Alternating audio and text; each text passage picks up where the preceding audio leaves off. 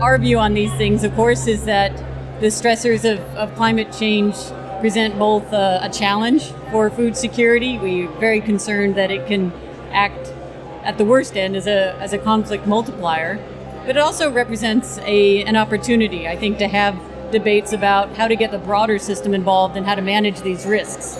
I think we have a very unhelpful bifurcation between the humanitarian management of humanitarian crises and what the larger dimensions of risk and vulnerability are that are implicit in the climate, food security, environment nexus. So we would do our best to try and use these opportunities to think about what it means as an institution, about how do we work on the drivers of conflict as they may relate to land tenure, degradation of ecosystems, what they mean for the institutions, which are often our counterparts in government, for example.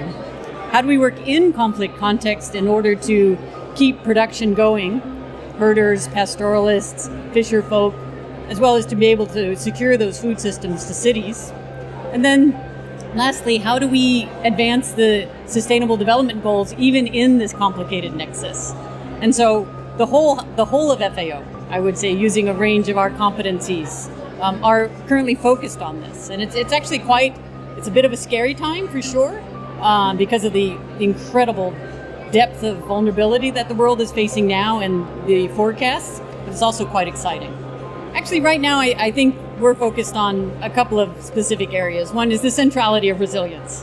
It's been quite exciting to see what has been a notion that's been hanging around in a specialized community get such incredible prominence and taken seriously, to really look at what do we need to do with policies, institutions, and processes in order to create a more resilient environment for food producers and consumers worldwide for food security and nutrition. I think that's one aspect.